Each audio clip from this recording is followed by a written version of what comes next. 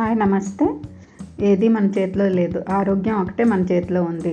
చిన్న చిన్న ఆరోగ్య టిప్స్ మీ వంటగదిలోనే ఉంటాయి. వాటితోనే 95% తగ్గుతాయి.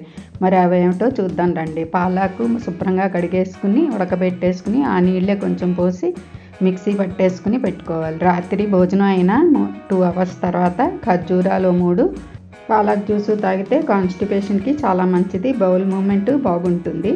హార్ట్లో బ్లాక్ ఉండి థిన్నర్ వాడుతున్న వాళ్ళు మటుకు ఇది తాగకూడదు.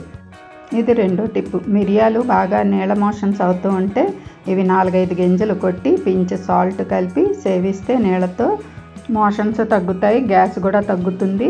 బటర్ మిల్క్ అన్నం ఒకటే తినాలి. ఆ రోజుని 4-5 టైమ్స్ చేయాలి. ఇలాగా డీహైడ్రేషన్ కూడా అవ్వదు బాడీలో. ఓకేనా? హార్ట్లో బ్లాక్ ఉంటే వాళ్ళు రోజు అల్లం ఇలా చితక్కొట్టి మరిగించి పసుపు చిటికెడు వేసి జల్లించి నిమ్మరసంతో కలిపి సిప్ చేస్తూ తాగితే థిన్నర్గా పనిచేస్తుంది. డైలీ ఆఫ్టర్ బ్రషింగ్ ఎంటీ స్టమక్లో తాగాలి. ఇప్పుడు 4వ టిప్పు. పాలు ఒక్కొక్కసారి నిద్ర పట్టదు.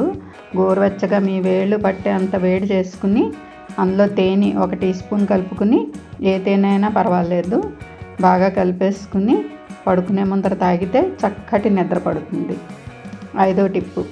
జీలకర్ర 1/2 టీ స్పూన్ తీసుకుని కొద్దిగా బ్లాక్ సాల్ట్ కలుపుకుని నిమ్మరసం 2-3 చుక్కలు కలుపుకుని సేవిస్తే కడుపులో వాంతులా ఉన్నప్పుడు తిప్పుతున్నట్టు గ్యాస్ అయితే కనుక బాగా తగ్గుతుంది.